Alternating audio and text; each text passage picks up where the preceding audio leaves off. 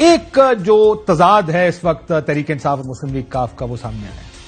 तहरीक इंसाफ की जानिब से साबिक army chief general Qamar Javed Bajwa पर बहुत तनकीद की चेयरमैन तहरीक इंसाफ इमरान खान ने, और उनके दिफा में पहली दिफाई लाइन बनकर काफ लीग की लीडरशिप सामने आई। जहां इमरान खान साहब जनरल बाजवा के ऊपर सियासी इंटरफेरेंस, जो वोट ऑफ नो कॉन्फिडेंस है उसमें उनका जो पॉलिटिकल रोल था उसकी बात कर रहे थे, उसी तरफ चौधरी परवेज इलाही साहब ने और मोनस इलाही साहब ने उस रोल को डिफेंड किया। एक चीज जो इस तमाम इन इंटरव्यूज में खुलकर सामने आई वो ये कि जब जनरल बाजवा साहब ने अपनी आउटगोइंग स्पीच में यह कहा कि फरवरी 2021 में इस्टेब्लिशमेंट ने फैसला किया था कि इस्टेब्लिशमेंट अब सियासत में मदाखलत नहीं करेगी, परवेज इलाही साहब और मोनस इलाही साहब के इंटरव्यूज ने उस एक मिथ को तोड़ दिया। इन इंटरव्यू से एक बात बड़ी वाज़ेह और साबित हुई कि पॉलिटिकल पार्टीज को यह कहा गया कि वो किस तरफ जाएं, वो किसकी हिमायत करें, चाहे वो इस तरफ का हो या उस तरफ का हो। इमरान खान साहब का ख्याल है कि सुर्ख बत्ती के पीछे लगाया गया, किसी को उस तरफ जाने का कहा गया, किसी को हमारी तरफ आने का कहा गया। परवेज इलाही साहब अब ये मान रहे हैं, मोनस इलाही साहब ये मान रहे हैं कि उन दोनों को, यानी मुस्लिम लीग काफ को तहरीक इंसाफ की तरफ जाने का जनरल बाजवा साहब ने कहा। सो वो जो पॉलिटिकल नॉन इंटरफेरेंस या ए पॉलिटिकल होने का बयान दिया था बाजवा साहब ने, कम से कम इन बयानात को देखकर लगता है कि वो गलत है। अब आ जाए जरा जो तहरीक इंसाफ इमरान खान साहब अपने इंटरव्यूज में कह रहे हैं, जो परवेज इलाही साहब अपने इंटरव्यूज में कह रहे हैं, और मोनस इलाही साहब। एक छोटा सा आपके लिए सेगमेंट बना है कि किस तरह ये बयान और उधर से सफाई आई है। इमरान खान साहब की एक फहरिस्त है कंप्लेंट्स की कि जनरल बाजवा ने उनके साथ क्या बुरा किया, और उस सारे का तुर्की ब तुर्की जवाब दिया या चौधरी परवेज इलाही साहब ने या मोनस इलाही साहब ने।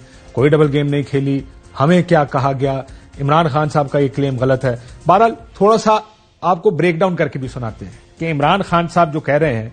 इमरान खान साहब ने कहा कि मैं बहुत आसानी से ट्रस्ट कर लेता था, मुझे बहुत धोखे दिए गए जनरल बाजवा साहब की जानिब से, और मोनस इलाही साहब तो मुज़ाकरा करने तक को तैयार हैं तहरीक इंसाफ से, इस हद तक मुज़ाकरे में जाने को तैयार हैं कि वो ये साबित करेंगे कि कितना फायदा किया तहरीक इंसाफ का जनरल बाजवा ने। वो कहते हैं मैं बाय नहीं करता, स्टोरी उनके खिलाफ है, उन्होंने हमें कहा कि हमें उस तरफ जाना चाहिए।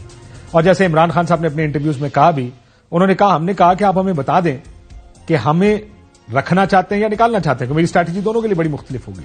और जनरल बाजवा ने उनको कहा कि नहीं जी, हम आपको कॉन्टिन्यूटी के साथ हैं।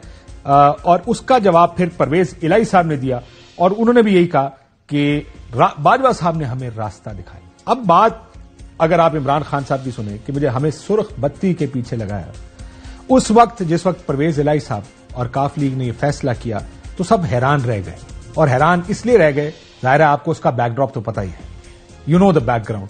उस बैकग्राउंड में एक दुआ खैर हो चुकी थी।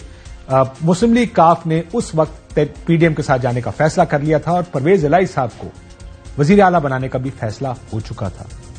अब जब जाहिर है ये फैसला सामने आया, खानदान में दरार पड़ गई, चौधरी शुजात साहब इस तरफ चले गए, परवेज इलाही साहब उस तरफ चले गए, तो उसके ऊपर तज्जिए शुरू हुए। एक तज्जिया यह भी था कि मुमकिन है कि जाहिर लोगों ने अगर तमाम की तमाम जमातें, बाप पार्टी, एमक्यूएम और दूसरे जो कि जाती तौर पर ये कहते थे कि उनको फोन करके क्या कहा गया, अगर सब एक तरफ चले जाते फिर तो ये फैसला ही हो जाता कि ये सारे का सारा वोट ऑफ नो कॉन्फिडेंस एक डील का नतीजा है। जैसे इमरान खान साहब अपने बात में कह रहे थे कि हमें खबरें मिल रही थी कि डील हो गई है वोट ऑफ नो कॉन्फिडेंस पर, तो फिर शायद ये तासुर और ज्यादा मजबूत हो जाता कि ऐसे वक्त में कि इतने सारे एमएनएज जो सिंध हाउस में मौजूद थे और तमाम इत्तेहादी जो इस्टेब्लिशमेंट के इशारे पर आगे पीछे होते हैं, वो जो ही इशारा आया तमाम के तमाम तहरीक इंसाफ की हुकूमत को छोड़कर पीडीएम के साथ चले गए।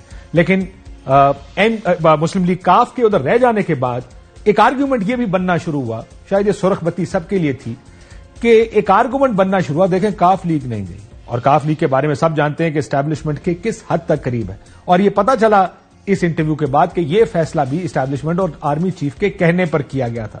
तो वो जो डाइवर्जन हो सकती है, इसको डाइवर्जन भी कहा जा सकता है, कि एक आर्ग्यूमेंट बिल्ड हुआ उसके बाद कि एक वोट ऑफ नो कॉन्फिडेंस एक ऑर्गेनिक, एक बड़ी नेचुरल एक मूवमेंट थी जिसमें तमाम लोग इकट्ठे हुए, जिसने फैसला किया उस तरफ जाने का, वो उस तरफ चला गया, जिसने फैसला किया इस तरफ आने का वो नेचुरल एक प्रोसेस के जरिए इस तरफ आ गया।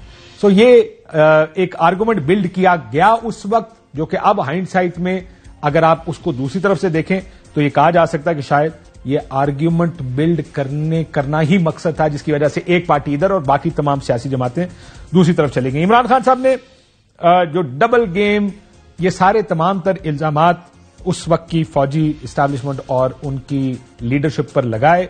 ज़ाहिर है बड़ा आसान है अब जबकि इस्टेब्लिशमेंट अलहदा हो गई। ये भी इमरान खान साहब को एक मशवरा दिया परवेज इलाही साहब, और मशवरे के तौर पर उनको कहा कि जनरल बाजवा को ये मीर जाफर मीर सादिक इस तरह की चीजें नहीं कहनी चाहिए। अब आप जरा इसको पॉलिटिकल तनाजुर में ये सारे इंटरव्यूज और बयानात को देखें। मुस्लिम लीग काफ की लीडरशिप अलल ऐलान ये कह रही है कि तमाम अग्रीमेंट्स पीडीएम के साथ हो चुके थे। फैमिली पूरी परवेज इलाही और चौधरी परवेज इलाही, चौधरी शुजात हुसैन साहब ने दुआ खैर कर ली थी, लेकिन एस्टैब्लिशमेंट की एक फोन कॉल पर वो अपना खानदान तोड़कर भी तहरीक इंसाफ में चले गए। तो क्या इसका काउंटर आर्ग्यूमेंट यह भी बनता है कि अगर अब मौका लगा और अब अगर कहा गया कि असेंबलियां नहीं टूटनी तो मुस्लिम लीग काफ क्या करेगी? क्योंकि ये बात सब जानते हैं, सब मानते हैं कि उनके कनेक्शंस एस्टैब्लिशमेंट के बहुत करीब तर रहे हैं। अब इस आर्गुमेंट के बाद क्या तहरीक इंसाफ इस बात पर कन्विंस्ड है? और यह भी मुस्लिम लीग काफ अलल ऐलान कह रही है कि हमारा यह ख्याल है कि हुकूमत चलनी चाहिए, क्योंकि दूसरी तरफ से इलेक्शंस आपको नहीं मिलेंगे। वो ये भी कहते हैं कि हमारे डेवलपमेंट प्रोजेक्ट्स हैं, अगला बजट हम देना चाहेंगे, हम मशावरत कर रहे हैं। लेकिन दूसरे सांस में और जुमले में वो ये भी कहते हैं कि अगर इमरान खान साहब कहेंगे तो हम अपनी हुकूमत तहलील कर देंगे पंजाब की।